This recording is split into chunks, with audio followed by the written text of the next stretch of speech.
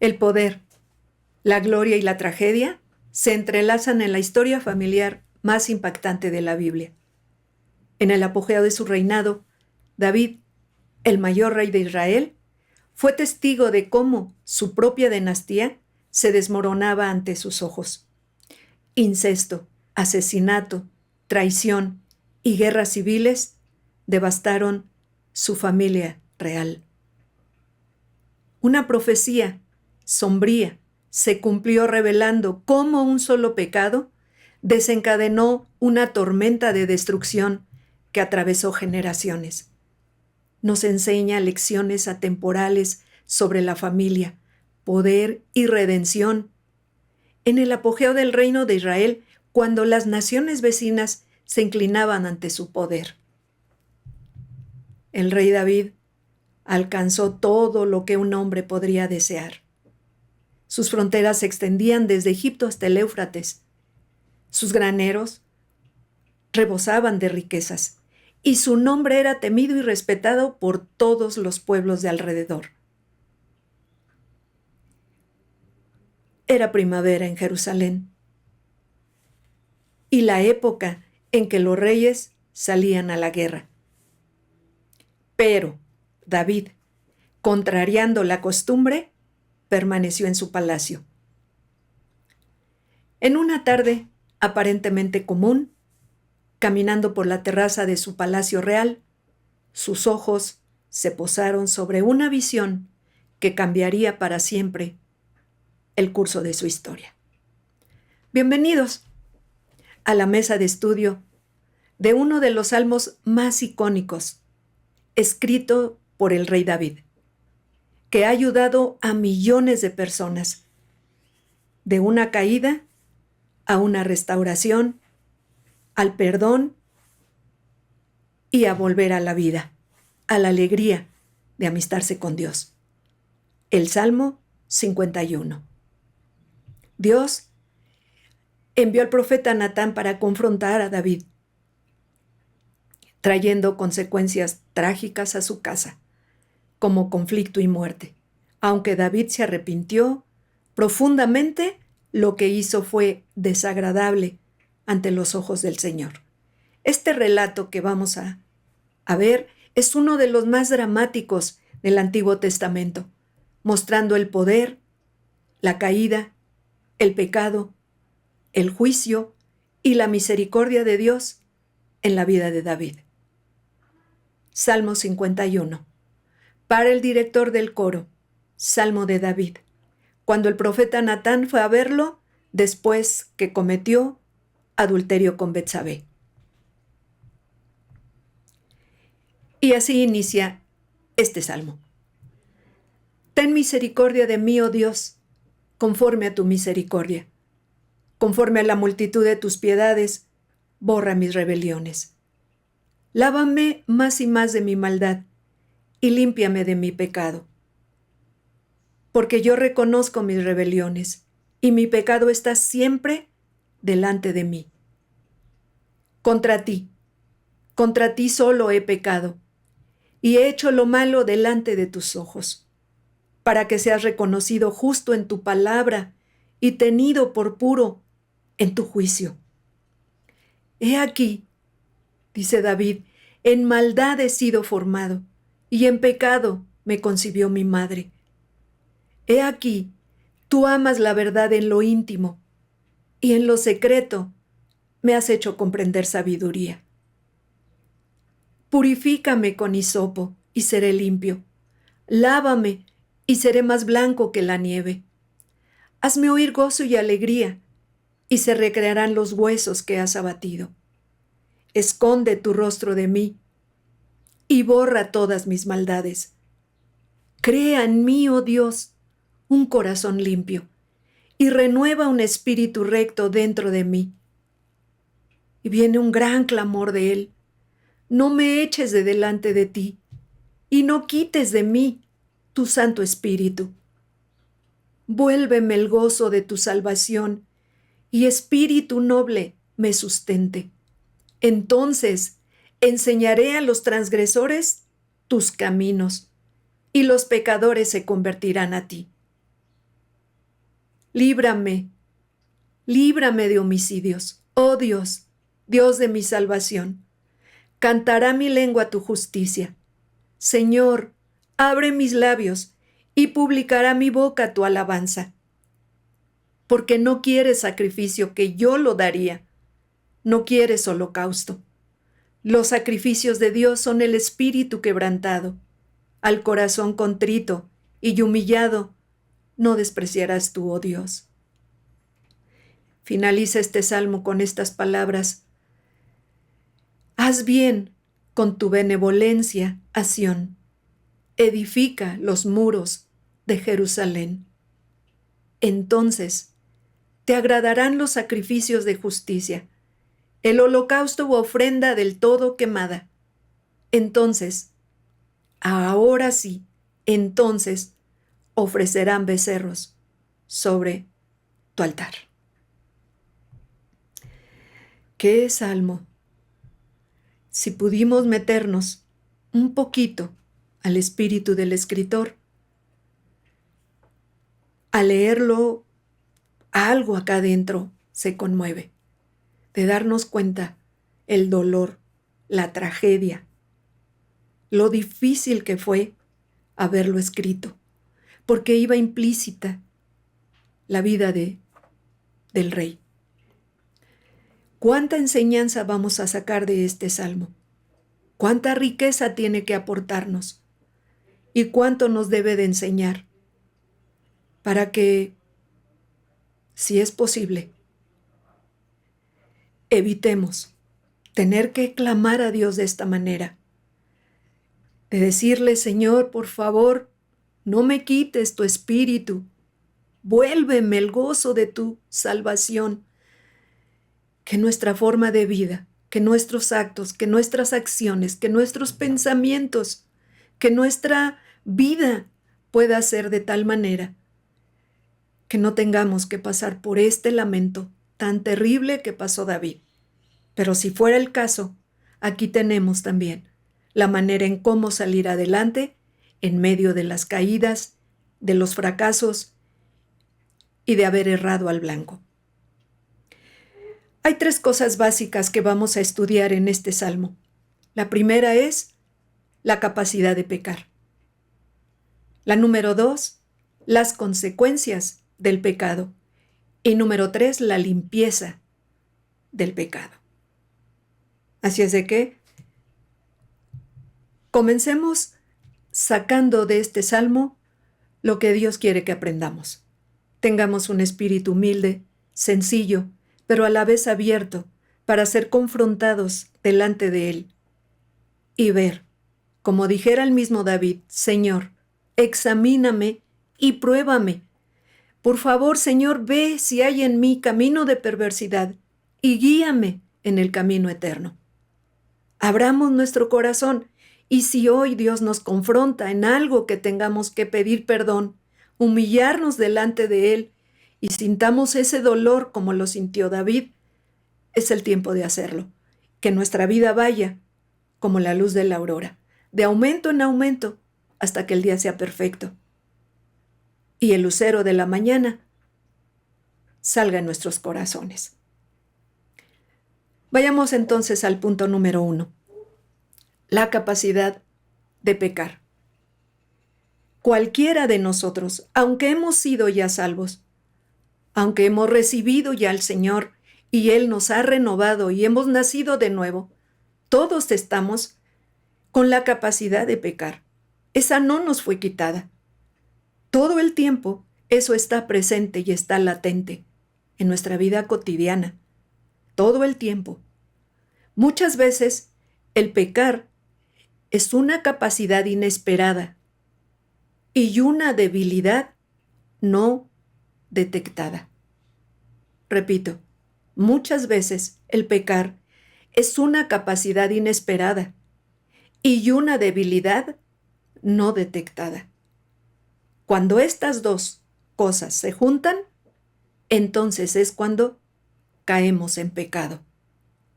Y ustedes saben que pecar significa errar al blanco, equivocarnos, salirnos del punto central a donde debemos dirigir todas nuestras acciones, todo nuestro diario proceder.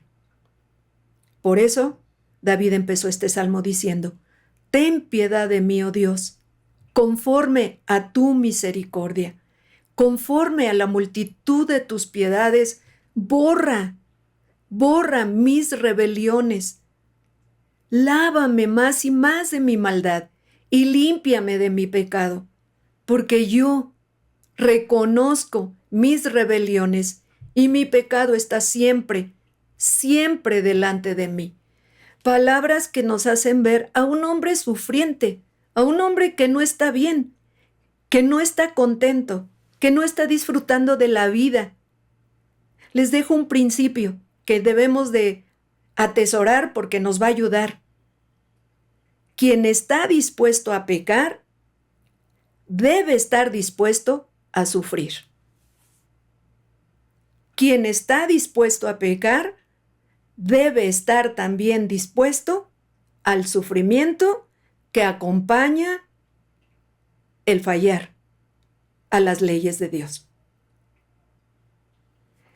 Les pongo este ejemplo del Proverbios 30:33. Dice: Ciertamente el que bate la leche sacará mantequilla, y el que recio se suena las narices sacará sangre, y el que provoca la ira causará contienda.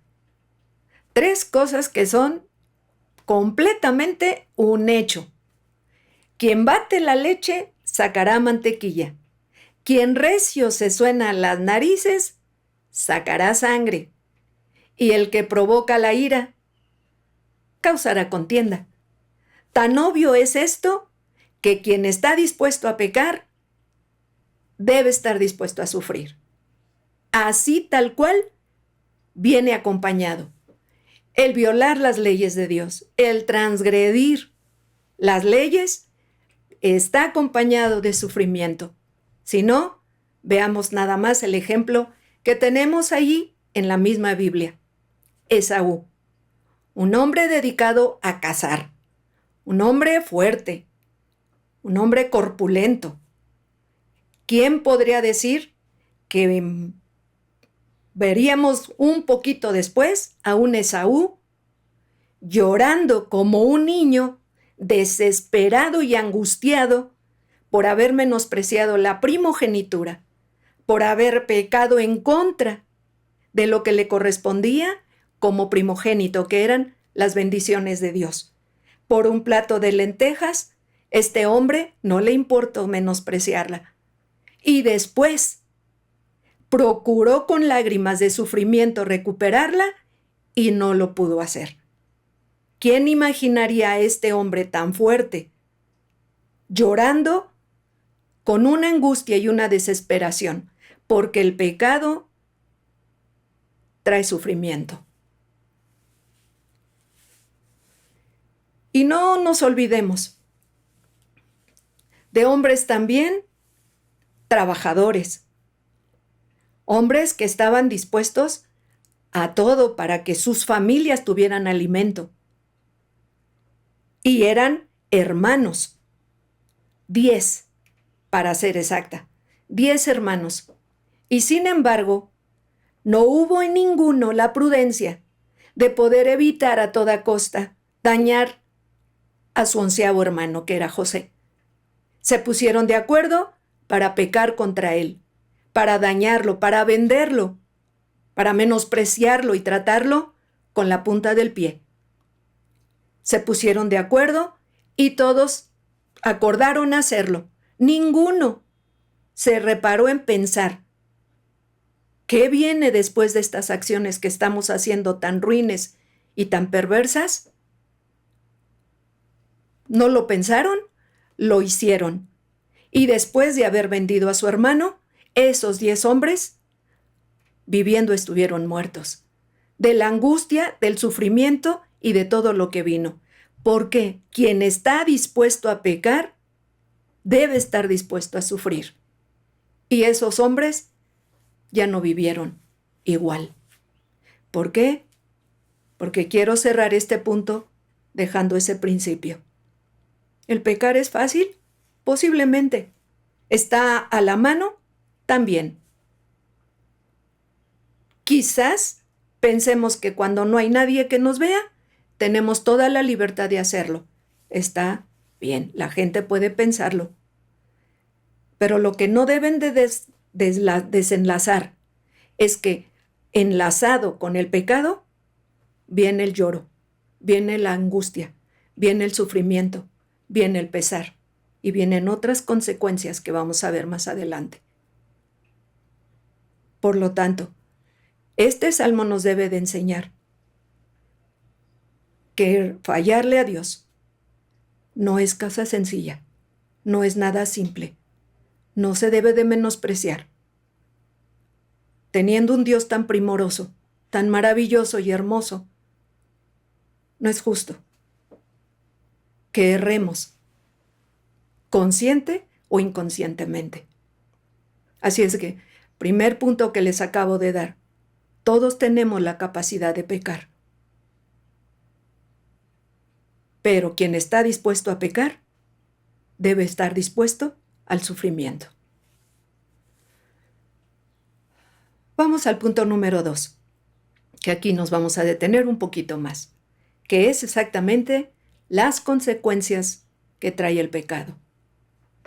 David, en un clamor, dice: lávame más y más de mi maldad y límpiame de mi pecado, porque yo reconozco mis rebeliones y mi pecado está siempre delante de mí. Recordemos que David era un poeta y este salmo también tiene un poco de poesía. Sin embargo, eso no aminoraba el dolor que él sentía al clamar a Dios de esta manera. Porque el pecado, lo primero que hace dentro de las consecuencias es que mancha el alma. El pecado no solo mancha el alma, satura la mente. Por eso él clamaba: mi pecado está siempre delante de mí. Lo que había hecho David, noche y día reverberaba en su alma y hacía eco en su conciencia. Lo tenía presente en la mañana, en la tarde, en la noche. Se acostaba con eso y se levantaba con ese pensamiento. De tal manera que cuando él termina de consumar esa mala acción con la esposa de Urías Eteo, el rostro de David ya no fue el mismo.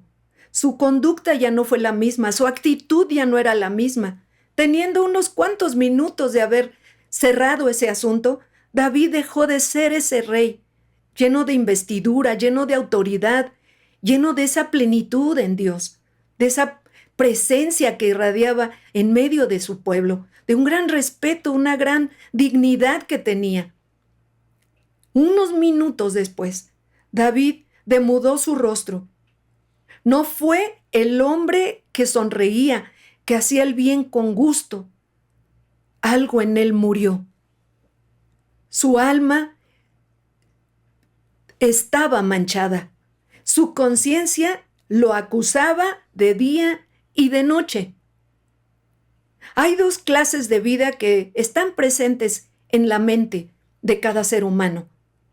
Una es la culpabilidad. Esa es una herida sucia, porque está adentro, esa conciencia que nos acusa. Y la otra es el dolor o la pena, y esa le vamos a llamar una herida limpia. ¿Por qué? Pues porque ese es un dolor quizás por ver sufrir a alguien muy cercano, por la pérdida de alguien. Es algo que no tiene que ver con que nosotros participamos, pero estamos sufriendo, llevamos esa pena, ese dolor. Y esa es una herida que está ahí, pero es limpia. Pero la culpa es así, es una herida que mancha el alma y satura la mente. Por eso, David, podríamos decir con toda certeza, ¿David pecó contra el reino? Y nuestra respuesta es sí. ¿Contra su familia? Sí. ¿Contra su propio cuerpo? Sí, también. Pero eso no fue lo que realmente atormentó a David. Todo eso no fue lo que lo llevó a escribir este salmo. Esto sí fue lo que llevó a David a esa angustia y desesperación, a esa situación que lo oprimió, que ya no vivió lo mismo. Su vida ya no fue la misma. Y él lo clama en el verso 4. Y yo quisiera un poquito meterme a cómo estaba David cuando dijo estas palabras. Contra ti solo he pecado, contra ti solo he pecado, y he hecho lo malo delante de tus ojos, para que seas reconocido justo en tu palabra y tenido por puro en tu juicio.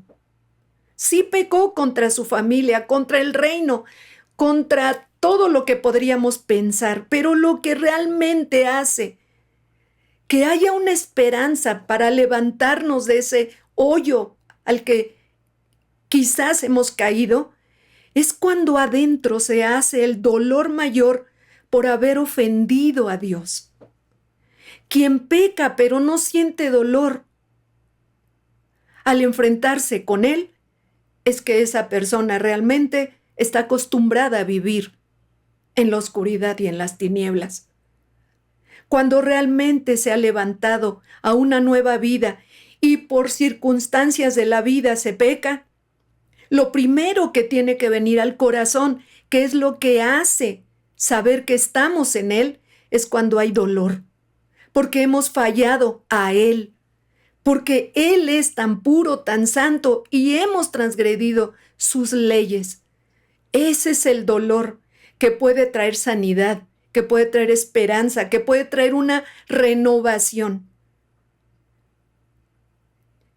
Chequen a José, que fue un joven que antes de que pasara una situación como la que pasó con David, él se detuvo como si pudiera haber metido freno a su vida antes de llegar a cometer también adulterio con la esposa de Potifar, pero él sí se detuvo por todo lo que había aprendido de su casa, de su padre. Se detuvo en esa línea a punto de irse al abismo, al voladero. Él se detuvo y su clamor fue diferente al que clamó David. Contra ti he pecado. En cambio, José le dice a esta mujer, ¿cómo haría yo este grande mal? Y pecaría contra Dios. ¿Cómo puedo hacerle a Dios esto cuando realmente Él solo me ha hecho bien? ¡Qué diferente! Clamor. ¿Cuál queremos nosotros? ¿Queremos como David, que fue un hombre que afrentó a un Dios santo, perfecto, como les decía, a un Dios primoroso, perfecto en todo, justo? O como José, que tuvo muy claro y pudo decir, ¿cómo yo pecaría contra Dios? ¿Cómo le haría yo este grande mal al nombre del Señor? Y entonces sí traería afrenta a mi nación, a mi pueblo, a mi familia, a mí mismo. ¿Cómo podría yo hacerlo? Cuando ese temor está latente, cuando el temor a Dios es el principio de la sabiduría que está anidado en nuestro corazón, entonces tenemos la capacidad de detenernos y poder decir, sí, tengo la capacidad de pecar, sí quisiera hacerlo, sí, estoy tentado a hacerlo, pero no lo voy a hacer, porque no puedo faltarle al respeto, a la gloria, a la grandeza del Dios que me salvó y que solo me ha hecho bien. ¿Cuánto podemos aprender de este salmo? Sé que David, si hubiera podido regresar el tiempo, lo haría. Si hubiera podido irse con su ejército a la batalla, lo hubiera hecho con gusto. Y no haberse quedado cuando era el tiempo de que los reyes tenían que haber salido a la batalla. Cuando sea el tiempo de hacer lo que nos corresponde hacer responsablemente, no lo negociemos. Por quedarnos en casa, por quedarnos en el lugar que no debemos. Recuerden que David se subió a la azotea de su casa, de su palacio, después del mediodía. Quiere decir que toda la mañana David estuvo solo dando vueltas en su cama, sin hacer nada productivo. Cuidado con que caigamos en un letargo, en una situación donde perdamos nuestra productividad. Dejemos nuestras responsabilidades, quehaceres, compromisos, nuestra intimidad con Dios, nuestro tiempo de lectura de su palabra y creamos que tenemos el derecho de quedarnos fuera de eso. Les decía, cuando la capacidad inesperada se junta y cuando la debilidad que está ahí latente se juntan, entonces es cuando se cae en el pecado. Número 3 de las consecuencias que trae y que le trajo a David: entristece el corazón. Yo no sé si alguno podemos entender esta tristeza cuando hemos fallado a aquella persona que solo nos ha hecho bien. Cuando hemos pagado mal a un bien, por un bien. Si les ha pasado que han defraudado la confianza de alguien, que les ama mucho, que les ha dado todo sin esperar nada a cambio, y que por una mala acción le hemos quedado mal. Qué tristeza se siente. No tenemos el valor de mirarlo a la cara. Sentimos vergüenza. David tenía una gran tristeza en su corazón. Por eso les comentaba, cuando él consuma esta situación con Betsabé, en esos instantes que continúan, el rostro de David ya no era el mismo. Adentro, algo se rompió. Y la tristeza, hay dos clases de tristeza, una para muerte y una para vida. David tenía esa tristeza que venía con el dolor de haber fallado a Dios cuando fue confrontado por el profeta Natán. Por eso él dice: vuélveme, Señor, porque yo lo tenía. Yo tenía el gozo de tu salvación, habitaba dentro de mí, era un hombre completo, pleno, feliz. A donde iba, lo podían ver en mí. Vuélvemelo, Señor, por favor, vuélveme el gozo de tu salvación, y espíritu noble me sustente, me alimente, me nutra, me regreses otra vez la alegría de la vida. ¿Por qué? Porque la consecuencia que trae el pecado es tristeza al corazón. Bueno, hasta el corazón físico es violentado, porque es el que sufre todo ese choque, por la presión, por las emociones que son negativas, que ahora todo es oscuro, todo es sin vida. La cuarta consecuencia es igual de difícil que la tercera. Enferma el cuerpo. Hay cuántas personas enfermas por esta situación. Pablo lo dice. Y antes de comentarles lo que dice Pablo, vean lo que dice David en el verso 8, hablando de enferma el cuerpo. Hazme oír gozo y alegría. Hazme oír gozo y alegría, y se recrearán. Habla de recreo, habla de esparcimiento, habla de que dejo todas mis ocupaciones para tener un tiempo simplemente de disfrute, de comerme mi lunch, de disfrutar media hora que no hago tareas, que no hago trabajo, que estoy en un tiempo de relax. Él decía, se recrearán los huesos que has abatido. Se recrea lo que dentro de mí está mal. La presión del pecado puede enfermar el cuerpo, y una de las razones es que un hijo de Dios peque contra Dios. Porque hay gente que vive así y que no siente ningún peso, no siente ningún dolor, no siente ninguna cuestión que lo haga que quiera enmendar su camino. Pero eso no evita que ese peso que trae encima puede enfermarlo. Por eso ahora sí les comento lo que dijo Pablo. Por lo cual, dice en 1 Corintios 11:30, hay muchos enfermos y debilitados entre ustedes, y algunos duermen. Hay enfermos y debilitados entre ustedes, y algunos duermen. Y ese dormir, recuerden cuando dijo Jesús, voy con Lázaro a despertarlo. Todos pensaban que era el sueño para descanso, pero Jesús estaba hablando de la muerte. Pablo a eso se refiere cuando dice, muchos duermen, porque aún muchos han muerto a causa del pecado. Qué duro es cuando pasan estas circunstancias, pero aún hay más consecuencias. La siguiente es que amarga el espíritu.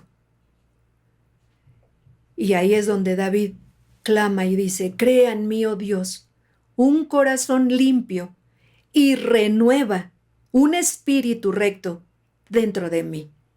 Renueva, y espíritu lo habla con minúscula. Quiere decir que es el espíritu humano, el que se ha dañado, el que se ha fisurado. Y por eso él clama y dice, Señor, renueva un espíritu recto dentro de mí. Cuando las personas cometen transgresiones contra ellos mismos, contra su familia, y traen un daño colateral, pero no lo reconocen, esto crea, y a lo que se refiere amargar el espíritu, es cuando la persona se vuelve dura, difícil, que solo ve lo malo en los demás, que ya no acepta corrección, que ya no acepta nada bueno para cambiar. Ningún alimento en la mesa le parece bueno, todo le parece mal, ve la paja en el ojo de los demás antes de ver la viga que está en el suyo. ¿Le suena parecido con los fariseos, con los maestros de la ley a los que se enfrentó Jesús? Que no permitieron que entrara nada de las enseñanzas que Jesús estaba dando a todo el pueblo, que solamente veían una religiosidad tan fuerte que les impidió darse cuenta que enfrente de ellos estaba el creador del universo, el dador de la vida, Dios hecho hombre, y no lo reconocieron. Tengamos cuidado de convertirnos en ese tipo de personas, que dejamos de ver la necesidad de ser personas renovadas nuevamente, levantadas para ser mansos y humildes de corazón, como David mismo lo clama en este salmo. Y dice, por favor, Señor, crea un espíritu recto dentro de mí. Confrontémonos nosotros mismos y dejemos de ser personas duras, que solo veamos lo negativo en los demás y tengamos el valor de vernos ante el espejo de la palabra y que ella nos muestre lo que tenemos que cambiar. Y clamemos entonces, sí, como David, Señor, crea en mí un corazón limpio y renueva un espíritu recto dentro de mí. La siguiente consecuencia que trae el pecado es que sella los labios, los cierra. Cerró los labios de David.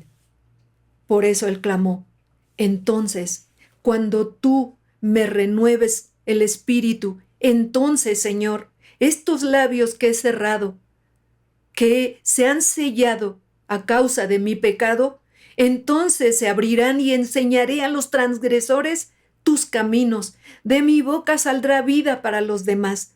Podré sí tener presente que cometí una transgresión, pero he sido perdonado. Y ahora ayudo a los demás a que no caigan en el mismo desenfreno que caí. Enseñaré a los transgresores tus caminos, y los pecadores, que pasará como consecuencia, como resultado, se convertirán a ti a causa de mí, a causa de que mis labios se han abierto. Líbrame, él clama, líbrame ya, Señor, líbrame de homicidios. No quiero nada que ver con quitar la vida a alguien. Aún con mis acciones y mis palabras pueda yo dañar a alguien. Líbrame de homicidios, oh Dios, Dios de mi salvación. Cantará mi lengua tu justicia. Vean cómo David sabía que lo que sus labios tenían que hablar y prorrumpir se habían cerrado a causa de haberle fallado a Dios. Pero él dice: Señor, abre mis labios, ábrelos, y publicará en mi boca tu alabanza. ¡Qué cosa tan impresionante! Después de empezar con este salmo de un clamor, casi está terminando David diciendo: Señor, publicarán mis labios tu alabanza. Ya era empezar a vislumbrar la esperanza. Ya era empezar a ver la luz que penetraba muy poquito a poco dentro de su mirada, de su corazón. Estas consecuencias tenemos que tomarlas en cuenta. Por eso, no tenemos que estar con la capacidad de pecar sin tener en cuenta que también vamos a sufrir. Evitemos el sufrimiento. Dice el apóstol Pedro: sufran, pero no por ser malos, ladrones, perversos. Sufran por causa del reino, por causa del testimonio de Jesús, y entonces seremos bienaventurados, y no por transgredir las leyes. Ese sufrimiento vale la pena, cuando por causa de la justicia somos perseguidos. Ahí empieza dentro de nosotros a caer un gran peso de gloria. Por tanto, las consecuencias del pecado son fuertes, son difíciles, acortan la vida, pero la gracia está presente. El favor de Dios está presente. Y ahora vamos al tercer punto, el último que queremos tocar en este salmo: la limpieza del pecado. Porque hay gracia delante del Señor para aquellos que se arrepienten genuinamente, que tienen un corazón dispuesto a cambiar. Y él clama y dice: purifícame con hisopo y seré limpio. Lávame y seré más blanco que la nieve. Hazme oír gozo y alegría, y se recrearán los huesos que has abatido. Esconde, Señor, tu rostro de mis pecados y borra todas mis maldades. Crea en mí, oh Dios, un corazón limpio y renueva un espíritu recto dentro de mí. Palabras que nos llevan a tener con Dios una esperanza. En Él hay esperanza. En Él hay restauración. El Señor está presto para perdonar. Dice: ven y estemos a cuentas. Si tus pecados fueren como la grana, como la nieve serán emblanquecidos. Si fueren rojos como el carmesí, vendrán a ser como blanca lana. Esa es la gracia en su máxima expresión. Jesús le dijo a una persona que sanó: estás curado, vete y no peques más para que no te venga algo peor. El pecado siempre traerá cosas peores, siempre traerá dolor y sufrimiento. Pero si acaso alguien de ustedes ha caído en esto, no quiero terminar sin dejarles la palabra de restauración, de fe, de confianza en Él. Él es el que perdona todas tus iniquidades y el que sana todas tus dolencias, el que rescata del hoyo tu vida y te corona de favores y misericordias. Él es el único que puede hacerlo. Por eso, qué importante es que imitemos a David. Lo más importante para él no fue que haya muerto el niño que nació de ese adulterio. No fue que haya fallado contra sí mismo, ni contra su familia, ni contra el reino. Fue que falló contra Dios. Y eso le dio a David la capacidad de levantarse, de volverse a poner la corona, de volver a levantar el rostro, de poder mostrar al pueblo que sí se equivocó, pero también se levantó y confrontó su propio pecado y fue perdonado. Aunque las consecuencias de toda esta acción, esas no fueron quitadas. Y ahí, David, tiempo más adelante, vería en toda su familia una tragedia terrible. Aquí está este salmo ante nosotros. Aquí está en nuestra mesa de estudio en esta noche, para que podamos leer, estudiar, meditar, y lo que más podamos alejarnos de pecar, hagámoslo. Hagámoslo. Yo sé que todos los días cometemos errores. Aún involuntariamente fallamos. Eso nos lo dice Primera de Juan. Si alguno dice que no tiene pecado, está mintiendo. Porque eso no es verdad. Todos fallamos. Todos cometemos errores y pecamos. Pero es muy diferente a que intencionalmente le hagamos daño a alguien, fallemos contra nosotros mismos, contra los demás, pero principalmente contra Dios. Ese pecado entonces sí trae serias consecuencias. Sin embargo, tenemos un abogado para con el Padre, a Jesucristo el justo. Y termina este salmo. Leo para ustedes los últimos versículos porque nos deja con un grato sabor de boca lo último que le escribe. Y es el salmo en el verso 16 al 19. Dice: porque no quieres sacrificio que yo daría, no quieres holocausto.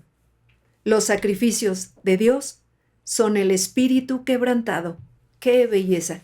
Al corazón contrito y humillado, no despreciarás tú, oh Dios. Haz bien. Y aquí David deja de mirarse él mismo para proyectarse a Sión, para proyectarse hasta los muros de Jerusalén. Y aún ahí mete a Jerusalén en su oración y mete la protección que pide a su pueblo. Haz bien con tu benevolencia, Sión. Edifica los muros de Jerusalén. Y no era que Jerusalén estuviera devastada y los muros caídos, sino él quería decir: Señor, que la gente levante estos muros de protección para que no los encuentre devastados como a mí y puedan vivir de una manera miserable. Edifica los muros de sus vidas, de sus familias, de sus espíritus. Edifica los muros de Jerusalén.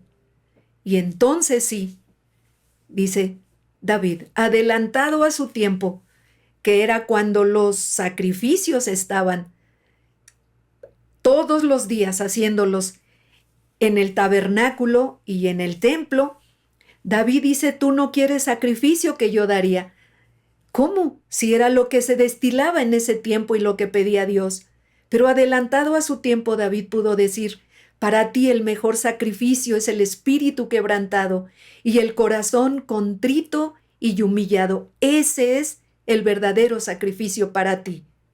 Cuando esto se da en el corazón, adentro de la persona, entonces sí dice, te agradarán los sacrificios de justicia, el holocausto u ofrenda del todo quemada, entonces sí, ofrecerán becerro sobre tu altar. Si al becerro lo ofrezco con un espíritu contrito y humillado, y con un espíritu quebrantado, entonces sí, Señor, se complementa el sacrificio de un becerro en el altar. Así cierra David este salmo. Ahora sí, Señor, puedo ofrecerte un becerro, porque ya mi corazón y mi espíritu han sido fortalecidos por ti. Qué salmo tan importante, tan maravilloso hemos tenido el día de hoy. Y cierro para ustedes con unas palabras como si fuera Dios el que nos las dice. Los buenos consejos y el buen juicio pertenecen a la sabiduría que yo doy a los que me sirven. En ella está la inteligencia y el poder. Lo que ella da es mejor que el oro más puro, y lo que ella ofrece, mejor que la plata más fina. Para todos ustedes, nos dice Dios hoy, felices son las personas que la oyen, porque quien haya sabiduría, encuentra la vida y recibe mis favores.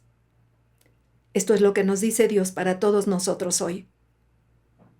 Y como si nos dijera Dios, escoge la vida para que te vaya bien a ti y a tu descendencia para siempre. Gracias por atender el estudio de esta noche.